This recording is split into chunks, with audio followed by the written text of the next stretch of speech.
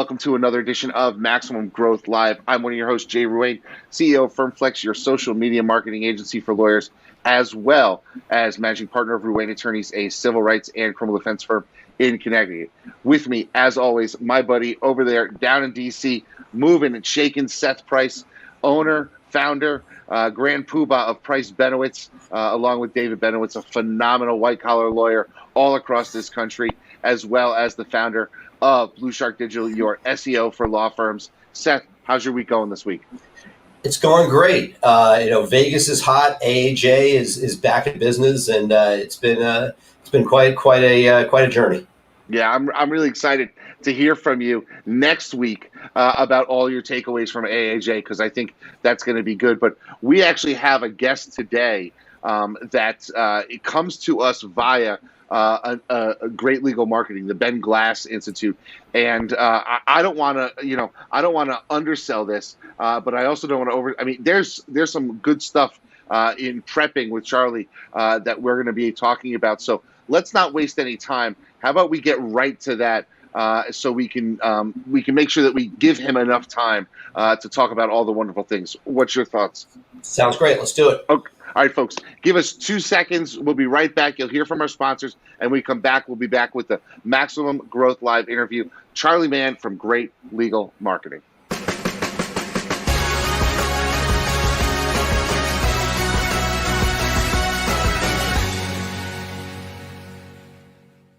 Hi, I'm Jay Ruane, one of the founders of FirmFlex and a practicing attorney for over 20 years. Anyone who knows me knows how my firm runs on the systems we create, and it has allowed us to flourish, even in tough times. I spent years and hundreds of thousands of dollars until I finally figured out a way to engage my audience and drive top-of-mind awareness with social media. And what did I do once I figured it all out? I built a system for it, and now you can put that system to work for you. You see, we took the hard part, creating the content and finding the images, and made it foolproof. Every day you will have curated social media topics to post designed to make your firm constantly remind your audience about your firm, what you do, and how you can help. And the best part? You don't even need to hire a dedicated social media person to do this for you. In fact, you don't even need to hire anyone new. We designed the system to make it easy for you to delegate to your receptionist, assistant, or paralegal and have them execute solid social media for you in just 5 minutes a day. It's like having a content writer, researcher, and graphics designer at a fraction of the price it would cost to hire in-house. Sign up today for the Social Super System and start building your brand where your clients already are, on social media. In this world today, if you want to grow your business, you want to grow your firm, you want to take on more cases and make a bigger impact, you have to have a digital blueprint. Statistically, throughout the time that we've been working with Blue Shark Digital, our law firm, the Atlanta Divorce Law Group, grew over 1,400%. They truly understand where we're headed and how we want to get there. I have a team in Blue Shark Digital that I feel like has my back.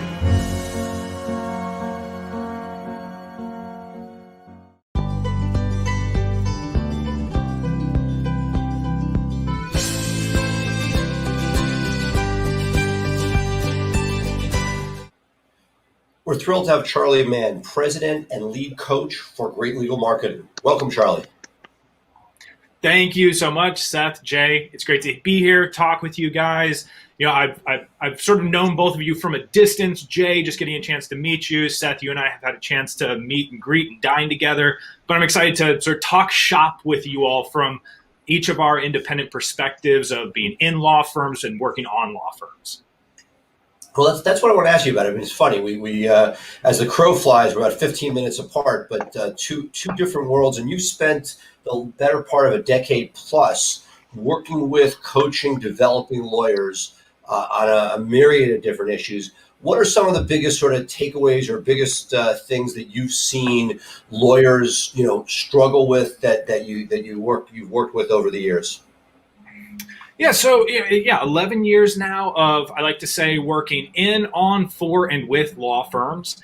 I worked inside of Ben Glass's law firm, starting out answering the phones and producing little videos and writing blogs for him, and over the years, turning that into, a robust coaching ecosystem that Ben had already started through Great Legal Marketing. And it's interesting. Some of the problems that we were solving for when Ben first started it 15 years ago, when I came on board about 11 years ago, are still the same problems that we're solving for today. And a lot of it stems from, I know you guys have experienced this, but you have managed to course correct, which is a lack of the business education early on in law firms.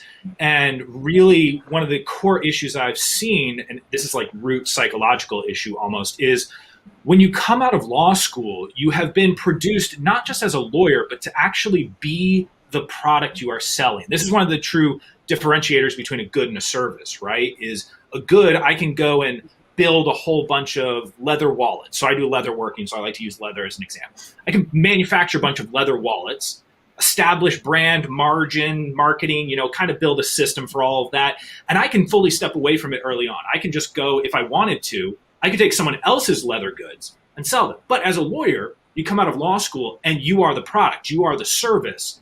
And early on, a law firm gets built based on the amount of time that you put working on the service side of everything, as opposed to early on trying to decouple time and money. That's the biggest challenge, is how do we get the attorney away from that link of, if you spend 40 hours a week working in the firm, to use the Michael Gerber parlance, working in the firm, how much money are you going to make? That's going to be your locked in potential life making, money capacity, as opposed to, well, what if you spent 20 hours doing the service and then 20 hours building the business? And that's just not taught, because it's designed as a widget, right? Even though you're coming out as a full-fledged individual with these incredible rhetorical capacities and everything, these thinking capacities, you still are being launched into the world with, go work for someone else, they'll bring in clients, you do the legal work. Right. And, look, this whole, our podcast, our lives, your coaching, all those things are working in that direction, right? We had Gerber on, and that's the ultimate, like, you actually are McDonaldizing. And as we know, that's not an easy process. We know it for ourselves. We even saw it discussing with Michael, the friction between e-mything everything and what allows you to keep your bar license and not go to jail. So what are some of the tricks or hacks, or not tricks, but what are some of the steps, I should say, that you see effective in allowing people to balance that working on a business or taking the steps towards that, as opposed to just being a practitioner? So great question. Usually what we want to find is a first little win, and by the way, this is just as true if I'm working with a firm that's doing $300,000 a year in revenue or $3 million a year in revenue. It's just a different scale, maybe a slightly different problem. Like, a person who's down at $300,000 a year in revenue, can I quickly introduce to them what life is like if they're not personally answering every single phone call or doing every single intake? Can I remove them from that necessity, which they often believe, that necessity of answering the phone, and put someone into their lives, get them to hire someone who will take care of the phones entirely? And all of a sudden they go, whoa, now I can just focus on driving more calls to the law firm. Because think about the natural human behavior. If you're the one answering the phones all the time, doing all of the intakes, if I go to you and say, I want you to get double the number of calls to your firm, you're going to go, nope, don't want to spend my time doing that. I'm on the phone enough. That sounds super stressful. But if I solve the first problem and say, here's the best news, we're going to drive double the number of calls and you're not going to touch any of them. Now we enter into that business building territory. If I can get them to take that first, we'll call it a leap of faith. I call it a leap of faith, but I call it a leap of faith in the way that Indy takes a leap of faith in The Last Crusade, where he's stepping out for that leap of faith moment, but there's actually the rock bridge right there. It's just hidden because of the design of the rocks. And so we know that there's firm footing for them. I know that if they hire that intake specialist, they will make more money.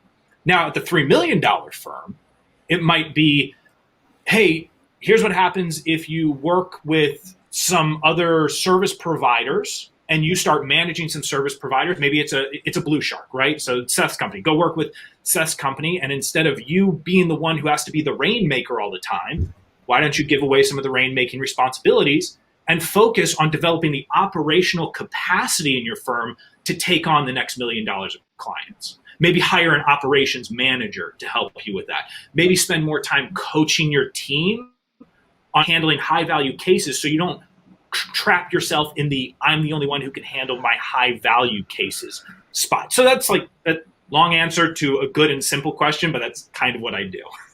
Right, and one of the things, and look, we banter back and forth, and much of what you're talking about resonates with me. And Jay's Mr. Systems, and you can see him thinking that way. But one of the things we talk about is, that's easy to say, and it's the right answer that somebody has to get to. But at least in my experience, and I've crowdsourced, I can't tell you I have a scientific study. I should get a case study on this. Generally, when you go to hire into an area you've never hired before, it's not like you go out to you go to Costco and you find that intake coordinator who's going to step into the shoes and do better than you. You're going to the first person you hire probably won't work out. The second won't. It may take you to 3 before you figure that out, right? You can't wake up in the morning knowing that, but in reality that's there. How do you, knowing that there are especially if you get somebody who's coming without that business acumen, what steps need to be taken, right? If you don't have an intake team, you can't go on with your life. Although day one, whoever you hire, without the systems that Jay would put in place and without the coaching that you have, that you're not really at a place where you're going to lose a client or two when it's not done as well as you could do it yourself. Now, some people are really bad at it. You're better off outsourcing it. But for many people, when they're that one-man band, they have it down. And there's that balance because it's 2 steps forward, 1 step back, where you need to do it. But as you just said, walking off the cliff, or whatever analogy you wish to use, it is daunting because it's not a straight line like you do this is going to get you more revenue. But if you don't start down that path, you can never get beyond yourself. So one of the tools and this kind of comes from so many years observing the inside of law firms. One of the tools that I've developed is a way to do a quick law firm health check, because one of the ways that I can help a law firm owner is for them to better understand kind of their place in the rankings chart of running the business. Are they doing it efficiently, right? How much risk is available for them to take? So what I started studying was both inside the legal world and outside of it was revenue per employee. And how can we use that metric to help drive growth of a firm and not be so afraid of hiring people or firing people as well? So this revenue per employee metric, and I'll give the example of what it is from $0 to $500,000. So from 0 to $500,000 in revenue. In my experience and the data that I've tracked, a law firm should do about $100,000 in revenue per employee. This is exclusive of what we would call a super profit firm, which is like one of our friends, Bob Battle in Virginia, who does on the higher end towards that $500,000 and runs a true solo shop. You can get there. But for most healthy law firms, you're going to do about $100,000 per employee up to that first $500,000. From $500,000 to about $3 million, you'll do in the range of $150,000 per employee. And by using this type of health metric, and by the way, there's a stretch of $25,000 on either end that's dependent on growth. So let's say you're a $1 million firm and you're doing just about $125,000 per employee. So you've got 8 people on board. My expectation is if you're at the lower end of that you are in growth mode. You're actually anticipating next year you're going to be doing 1.2 million. You're staffed up to be able to do that, right? Or on the other hand, if you're up at $175,000 per employee, you've only got, say, 6 people on board at the $1 million mark, and you're wondering, why does it feel like I can't push any higher? It's probably because you need someone to fulfill the legal service or someone to generate the next set of leads for people to operate on within the law firm if we're talking marketing and operations departments. So by using a metric like that, we can be less afraid of, I'm going to have to turn over this intake specialist space, because I start seeing I am at the place where it is appropriate for me to have 3 employees. And by the way, you as the owner are counted in this count, right? Which means that the journey to your first about $100,000 to $125,000 is usually owner-only firm. And then we start needing people past that. But that way, again, it provides confidence because you have a better sense of how do you stack up. And I truly see, Jay and Seth, part of my responsibility in coaching law firms is to shine light where light hasn't previously been shown. And you guys are doing that as well. Jay, with the systems that you talk about, undoubtedly, you have your big stack of systems for folks. There's going to be systems that they never even thought about because they were kind of afraid to ask someone, should I do something about this particular part of my practice, about the handoff between my pre-lit and litigation department, because they're afraid to ask other members of the community because they don't want to seem like they don't have a system. But Jay, you're already telling people you're supposed to have a system for things like that. So our job is to shine that light for folks, and I'm doing it through that revenue per employee metric. Jay? Yeah, I love that revenue per employee because it really sort of breaks it down very simply to allow people to make that sort of critical analysis. One of the things that I have found in this community, and I'm wondering, since you have a large community of sort of entrepreneurial-based lawyers, these are lawyers that have gotten sort of the bug, right? They've been bitten by the bug. I can scale, I can grow. I really enjoy this type of thing. We see a lot of them saying in the forums, I want to get to a point where I'm out of the business so I can work on the things that I like, which is marketing, right? Why do you think so many entrepreneurial lawyers are drawn to doing the marketing of their firm when they went to law school to be able to actually accomplish the law part of the firm? But once they start to see the scale, everyone always says, "I just want to do the marketing. I don't want to do anything else." I'm talking. I've heard this from 500 people. Now, I have, I always counter. I'm saying, so do you know about, do you know about drip campaigns? Do you know how to set up a pay-per-click campaign? And they're like, no, I just hire somebody to do that. Right. But so they want to do the marketing, but they don't actually want to learn anything about it. But why do you think the marketing draws so many people into it rather than saying, I'm going to focus on the finances of my firm and I'm going to know everything about the finances? I love that question so much. And I feel like there's such deep psychology we could go into, ranging from they became a lawyer because they were told from the age of 7 that they were going to become either a lawyer or doctor. And now they've gotten here and they're going, I don't think I really wanted to be a lawyer. But let's set that subset aside for a moment and focus on the ones who, they made the choice to go to law school. Being a lawyer sounded cool. It sounded interesting, obviously, potentially civic-minded, etc. And let's also be honest, the paycheck at the end of the road sounded really good without having to go through, 12 years of medical school, residency, etc. So the reason I think that they gravitate towards marketing is because there's always some new fun thing available. There's always fun in marketing. There's always this opportunity to be the next viral YouTube star or to have your Instagram have 20,000 followers and be an influencer of sorts, or the drip campaigns, right? To look at the cool way that you can assemble this campaign that has a reactive measure where when people click this link, they're put over into this. Like, this is all so cool and interesting. And we are naturally, as human beings, attracted to something that is new. And look, lawyers, you're good at figuring things out. And being presented with a new and novel challenge of figuring out marketing is innately exciting. I absolutely get it. Now, it's funny, having been doing marketing for as long as I've been doing it now, I have team members who now handle it for me because I don't want to be involved in the tiny little machinations of marketing. Let me go ahead and just tell. Jay was saying that. I'm not sure where's this exciting marketing thing. I like everybody's trying to see. I still love it. I love it, and I'm like, I'm gonna start trying cases next week. Building world. I still love it. Like, let's be point blank here. And if you put me in like a little hole with a laptop, all I'd be doing is like copywriting and assembling these campaigns and constructing automated marketing systems and sales letters and all that stuff, for sure.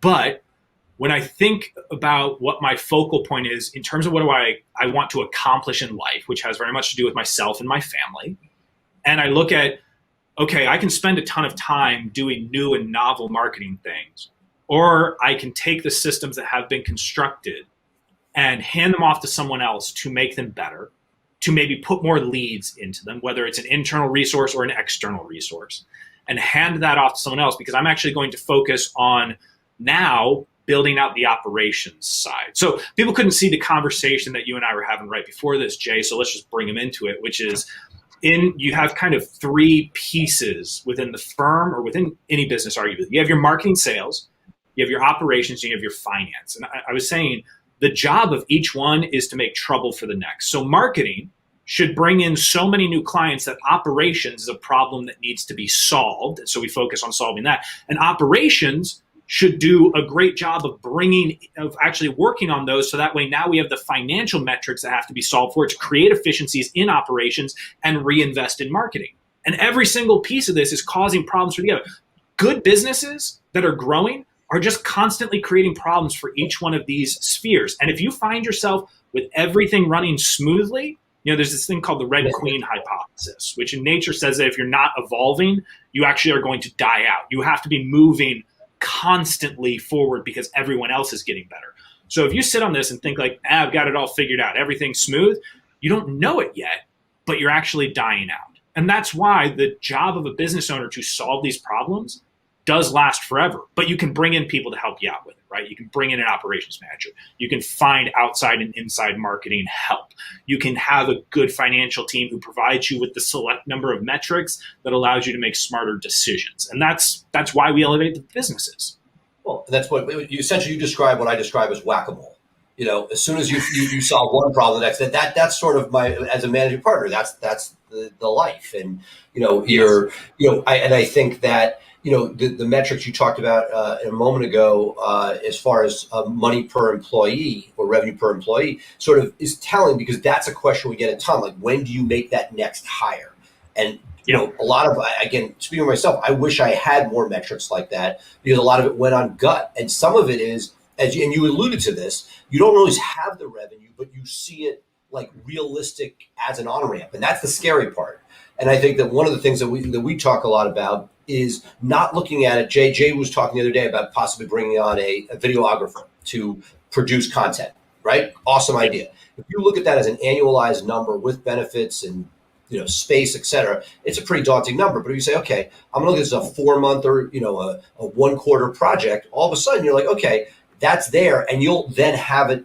Again, you have to be managing. You have to be playing that whack-a-mole. And if the revenue isn't there to support it, you gotta be careful. But if you look at these things incrementally, it seems that because otherwise, there's never a moment where you're like, okay, I have an extra, in Jay's case, $70,000 to put towards it. That's a large nut. At the same time, if you could get through 3 or 4 months of content and have proof of concept of what you're building, that's much easier to get to from A to B. That brings up a really good point, and I'm curious, Charley, about your input on this, having been in firms and helping firms through it. So many lawyers and so many business owners think that every hire is a lifetime hire. And that's something that, because it's our firm, right? So I know I'm going to be working at Ruane Attorneys until I am done. So I'm thinking 20, 30, 40 years I'm going to be here. Seth Price Benowitz, 20, 30, 40 more years going to be there. But I think for a lot of people out there, they have to realize that you could hire somebody who's only going to be with you for 6 months, and that's okay. So. But it's not. But look, there's a happy medium, because if it is 6 months and you're constantly training, the thing I see with young attorneys, I'm going to pivot the question. I want to sort of combine this into one question, which is looking at associates, right? People, there's turnover. Any firm, if you look at the difference, this is the thing I've started putting some thought into recently.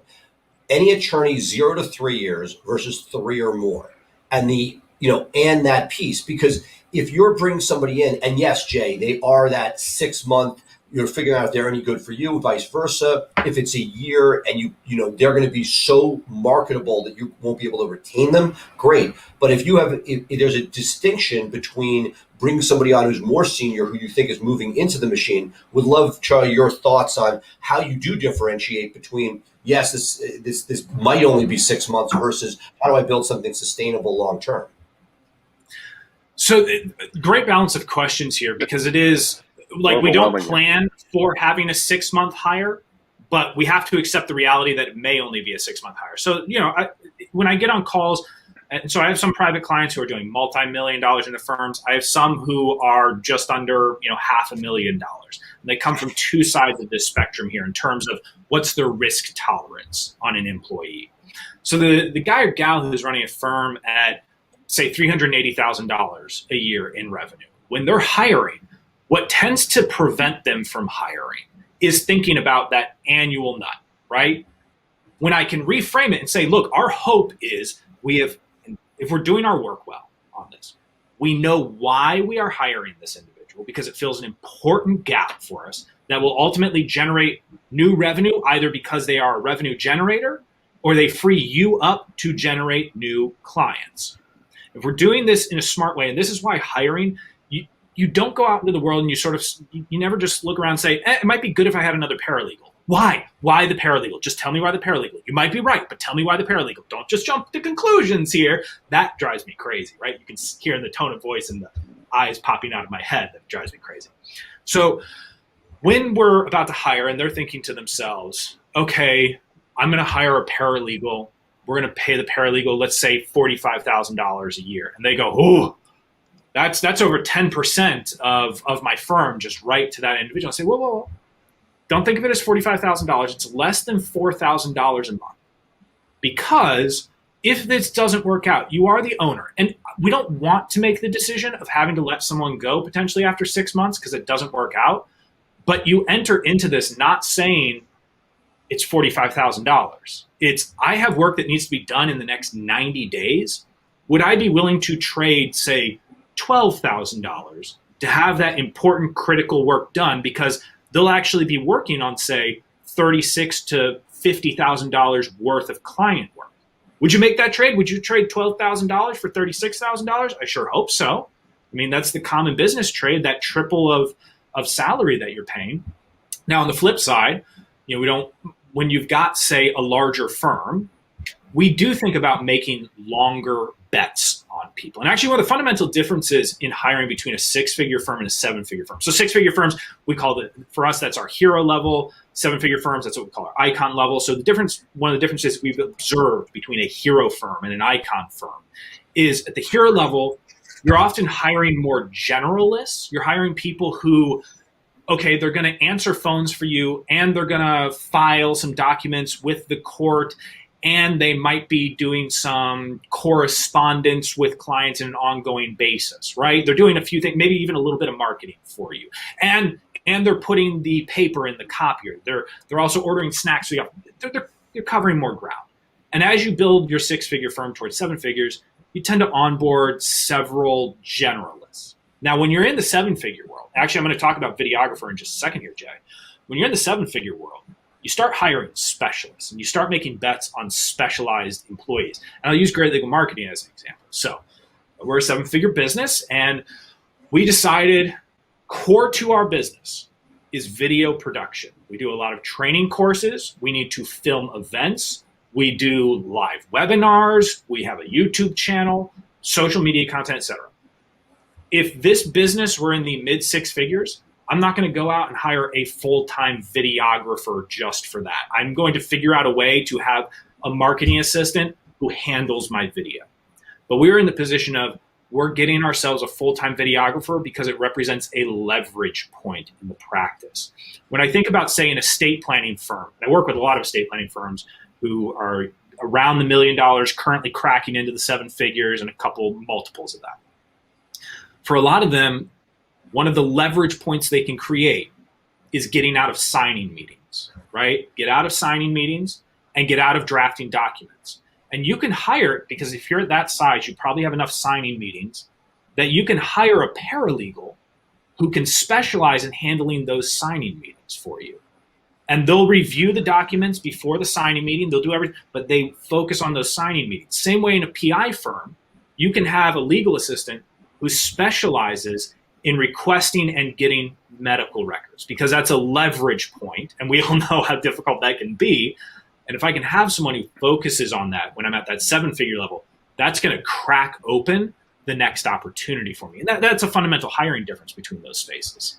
It brings back memories. And I think you, as you're saying this, the 6, 7, 8 figure concepts, It brings back, we had a early staffer, and she didn't answer the phones because we very early had a separate person for intake. First me and myself, and then an intake person, now a 12-person team. But when this woman left, because she was doing reception, accounting, paralegal, just about everything but intake and marketing, when she left, the person we replaced her with got fired within weeks. And the idea was we were now at the point where that job was 4 jobs. We weren't, we didn't acknowledge that we were getting a deal paying her X when we really needed 4 people, and she turned out to be a superhero. How do you deal with that? Because I've seen this over and over again, that you sometimes get lucky, you scale with somebody who both is maybe exceptional and may also has sort of been grown by you. When those people rotate out, she went to law school, how do you end up, how do you have that realistic conversation that you are now, let's say you've gone from 6 to 7 figures, these are now multiple jobs, and it's not, you can't just throw fairy dust and get that person cloned. One of the core examples is, I'm going to use the title of office manager because that's the most common position title that kind of lands in this. They got hired when this firm was doing $300,000. It was you and the office manager, right? And now all of a sudden we're $1 million past that. We're at $1.3 million. But that person holds so many keys to the kingdom that they're stretched exceedingly thin, which may be one of the reasons they're thinking, like, I need to go find another opportunity, whether it's law school or I want to narrow down my role in another business. And that person ultimately decides to depart. So the first thing we have to focus on is there are probably, let's run with the 4 core responsibilities of that individual. I can just about guarantee one of those responsibilities can be handled very comfortably by an outsourced provider. The most common one with office manager is the bookkeeping responsibility, right? Great, outsourced bookkeeping. Doesn't have to be done in-house. Let's leverage an outside provider. Now we're down to 3 core responsibilities. 2 of those responsibilities are probably going to naturally go together, right? It might be that they really represent, I need a paralegal for these 2 responsibilities because it was corresponding with opposing counsel or filing briefs, motions, so it was legal work in 2 separate categories. And then the last one was intake that they were doing. That's a common lineup of 4 responsibilities. But I've narrowed it down to where I really need 2 employees. This legal work, since it's 2 responsibilities, I know I really need to replace this person with a paralegal. For the intake, temporarily, I may go to, again, an outside provider, such as a vendor or a specialized virtual assistant, who will handle my intake until that sphere grows just enough. Maybe I need to have the next, $4,000 per month in revenue to be ready for it. And then I'm going to hire that person in-house. And so if we break it down to its key components, and we accept one of these can be taken away from the office. And by the way, the bookkeeping, maybe that's taken away from the office until you're at $4 million a year in revenue, right? Maybe 5. This other one, temporary patch with an outside person, and then full-time hire because this is a core part of my practice. Same way videographer we realized was core to great legal marketing, the way that Benglass Law recognized medical records requests are core to the business. We don't want someone doing medical records requests and we want them just doing medical records. So that's how I would break that down. I will say, I wish that I could go to every single law firm owner back when they had that first employee who's going to be with them for the first 13, 17 years of the practice and had them have an upfront conversation with that individual saying, hey, we're going to grow. And as we grow, I'm going to add new things to your plate. But there's going to come a time where we actually need to reverse that course. We need to reverse you back into really focusing on just a couple of things. So let's, during our every 6 months reviews, let's keep an open dialogue about the best use of your time. Because I have seen more acrimonious firings, leavings of practice, etc., because of that problem than almost any other in a law firm. Jay, you got a final question? I'm smiling just before you go because I literally am having a second bite at this with Blue Shark. unicorn that's doing everything, having to sort of literally take stuff off their plate so they can survive. So I'm smiling as it is such a truism that it's like, at this stage of your business, you're going to have that issue. But Jay, you got the last word. It's funny, Seth. We talked about how the state changed their laws, and my pardons practice is going to disappear in 18 months. The paralegal that runs that department called me up crying and was like, what am I going to do here in the firm? This is what I do. I'm like, but Krista, you were with me 20 years ago. You've done intake, you've done PI, you've done everything in the firm. We'll have work for you to do. You're not going anywhere. You're not going anywhere. But Charlie, one question for you, and somebody who's coaching, and this is something that I think might be important for people to understand.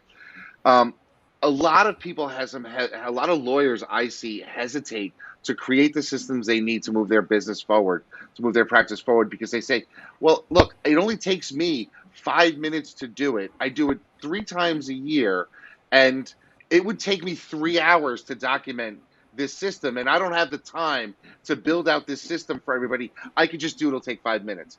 How do you get somebody over that hurdle of saying, no, wait, take a step back, spend that 3 hours now, and you never have to touch it again, when they're like, it's just 5 minutes. I can do it. I can do it, without thinking. How do you get somebody to sort of get over that hurdle, which is what they need to get their business to move? So the first thing, and it's so funny, back in November, I onboarded, November 2020, I onboarded a new private client, and this was the exact discussion that we were having, was this mathematical model. What I said to this particular private client is, I said, okay, the first thing you need is you just need to have your system for creating a system. It's the first thing you need in place.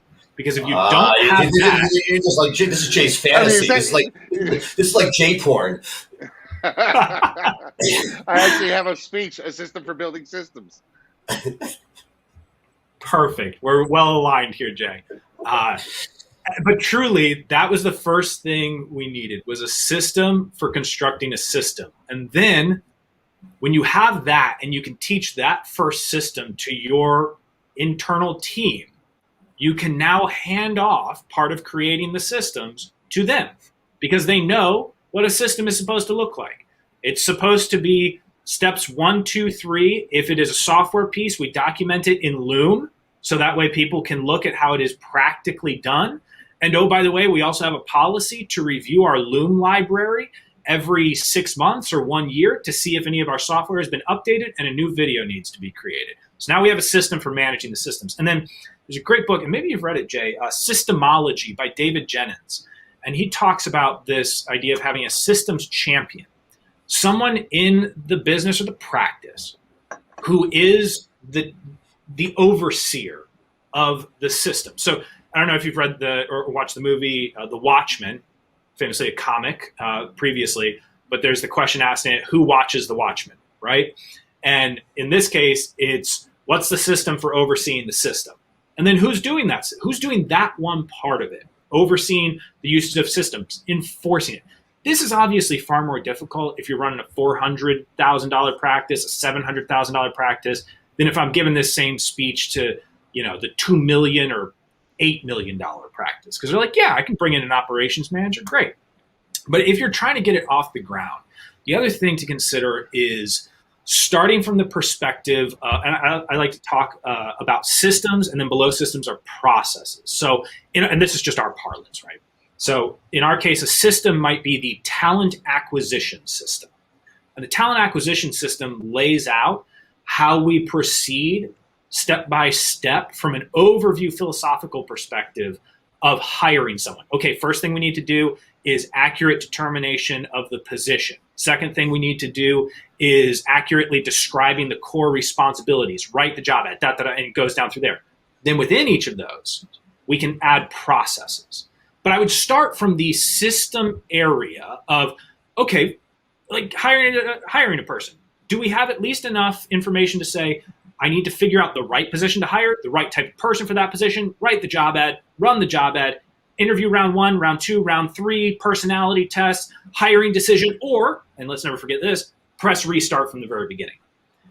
Once I have that, now I can go into the, run the job ad thing, which may say pull template A if it's a support position, pull template B if it's a lawyer position, associate or senior attorney, et cetera. And I can get really granular with it. But I would start with, do you even have a basic framework for what to do? If I put that problem of you need to hire a blank in front of you, do you have a methodology for doing it? Once you grasp that, now we can add all the little processes into it. And mathematically, especially with a bigger practice or even a small practice, if it is I do it 3 times a year, it takes me 5 minutes, it's going to take me 3 hours to document.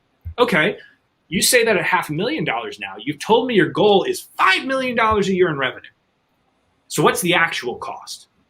Eventually, the actual cost on that is going to be 10 times what you're talking about, and it's every single year. Get it done now. Life will be easier. I love it. I love it, Charlie. You are preaching to the choir here, man. This is the stuff that I love, and I hope the audience is out there picking up on this. That there are ways to move yourself forward, but the ways to move yourself forward. I know you referenced The Watchmen. I referenced The Mandalorian here in my office because we're a bunch of Star Wars nerds. This is the way. This is the way. This is the way that we do things, and we do it this way because this is who we are as people. And I think it's a wonderful way to approach. Seth, anything else you need to add? This is great. I don't want to ruin the moment. Yeah, this is great. Charlie, thanks so much for being with us. Tell us a little bit about how people can get in touch with you. Yeah, so the best way to get in touch with me, if you're interested in one of the coaching programs at Great Legal Marketing, you can reach out to me via email, Charley, Charley, at greatlegalmarketing.com. Just let me know that you heard about me on this podcast, and we'll arrange a time to talk. Or go to greatlegalmarketing.com. We have a lot of free resources you can start with in this journey. So if you're a smaller practice and you're thinking, I need to get my feet wet a little bit, that's a great place to go as well. Jay and Seth, thank you guys for having me on. I always love talking shop in this way with people who have multiple businesses that you're working in. So we kind of have all seen multiple examples, which is interesting. Yeah, it's really been fascinating. Thanks so much, Charlie. And folks, we'll be right back with more Maximum Growth Live. Cool. We're out. Awesome.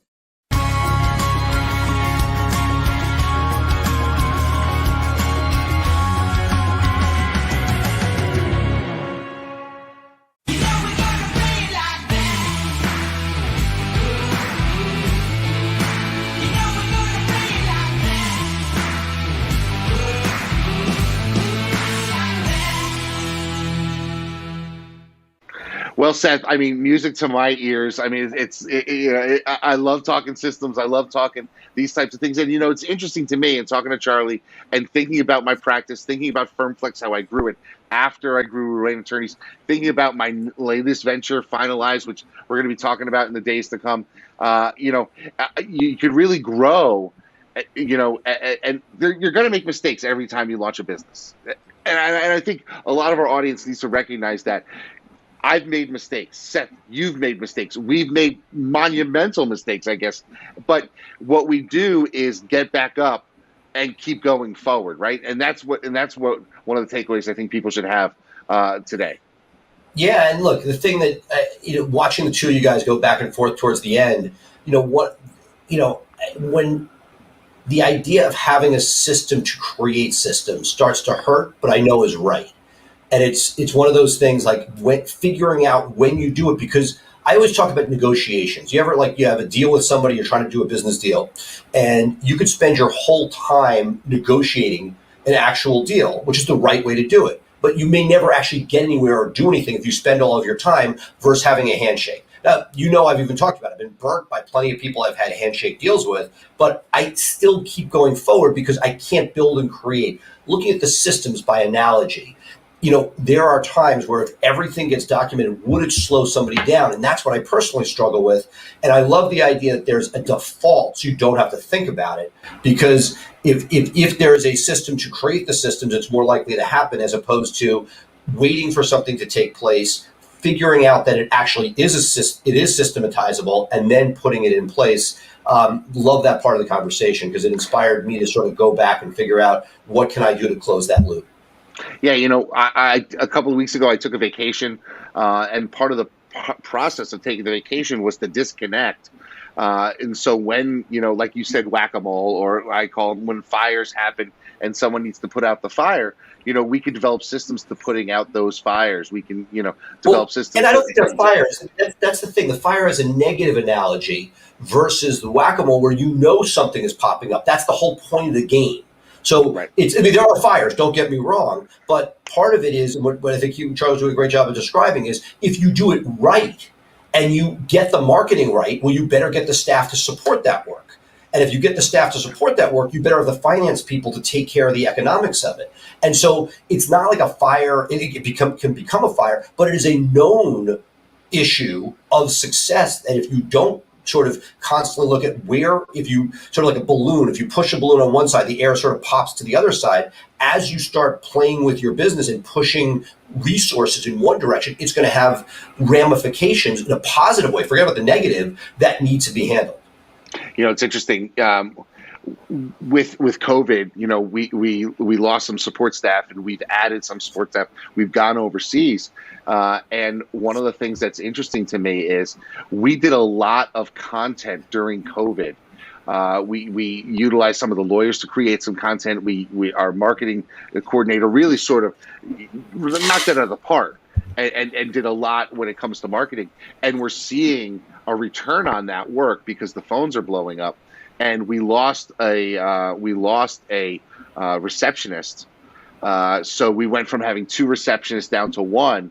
And I had a conversation with the intake team, and they said, you need to hire 2. We need to have 3 people on phones rather than just 2, which is something that we need to recruit for. And now, but it opened up a dialogue. And I think that it's moving our business forward. I didn't recognize, because I'm not seeing it daily, the volume we are now getting on phones. Well, intake's a great example, and again, we could do a whole show, get Falkowitz back, and we can talk. Let's do that. That is a great point, which is we come out. You see it at restaurants. You see restaurants that are closed because they can't get staff right now. Hotels where check-ins take longer because they let people go and they can't get them back fast enough. And I think it's no different for law firms, particularly like the ones that are in criminal defense, where like people weren't going out. Now they're going out. The arrests are back. Your marketing is in good shape. And okay, you have an intake team of X. Well, you really need X plus 1 or 2, and knowing when that is, because there's a combination. Again, if you have systems in place, you might have some better metrics. It is really tough because during COVID, I was always told they were busy, but there was no revenue coming from it. There were people calling, spinning wheels. But now that we're back to sort of the more normal widget, how do you know when you need an extra person? How do you do it? Because if you don't, you're going to lose money the other way where calls aren't being answered. And we saw that. We saw, certain areas were down because we weren't getting to them as quickly. So. Yeah, just some great stuff here. I mean, and we've talked about this and our other shows and offline, you and I really am in a position now where I'm starting to recruit for a utility player. I want the Luis Soho of the late 90s Yankees, the guy who can play first base, get behind a home plate. You can put him into left field if necessary. Somebody who can do everything. And I think that like it's a psychological help. But look, pick your poison. I like the idea, for example, that we have generally people that can focus and do a thing like recruiting. If it's important enough to you and you have enough opportunity, somebody who does nothing but that. And there are issues because every time, this is the downside. I love it. Like, yes, you should have somebody and you need a person who can pivot anywhere. But I'll conclude with my word of warning, which is people do what they like to do. And that if you have something that let's say videographer was something you added to that potpourri person, right? And that wasn't their top priority. Everything else will come first and it won't happen. And that's why you're saying, hey, I should get a video guy because I really want this done and I'm sick and tired of not getting the content created because, yes, we have the setup in the closet with the green screen and the thing, but it's not coming out because there's nobody where it's their primary responsibility. I wish there was a better way, but I know that like for reviews, until I took a person and made it a primary responsibility, it was much harder than when I said, hey, this is part of intake. And then just as you said, intake starts taking off, reviews are gone. So I had my intake people doing it. I said, nope, I'm hiring a review wrangler. We're 1 week in, she's gotten 20 reviews in a week, Right. in 10 days. Yeah. So, you know, Understood. so, And just word of warning to everybody, because I've been through this and I've had several over the years, there is a bump when somebody first starts because there's pent up demand. Yeah. Once that's in, the question is, what happens once you don't have the I'm a fuck up and I haven't done them in a long time, and now that we don't have that backlog, but you're doing them in the regular course of business, that's where the rubber meets the road, Yeah, where your attorneys really have to be part of that solution. So we got an intake show, and we're doing a review show. Got it. All stuff is coming up for you folks. So thank you for being with us this week here on Maximum Growth Live. As always, you can find us anywhere podcasts are available. We're syndicated on the Maximum Lawyer podcast, or we have our standalone podcast, of course, every week, every Thursday here live, 3 p.m. Eastern, 12 p.m. Pacific on Maximum Growth Live. But for now, I am Jay Ruane. He is Seth Price. We are Max Growth Live, and we'll see you next week, folks. Bye for now.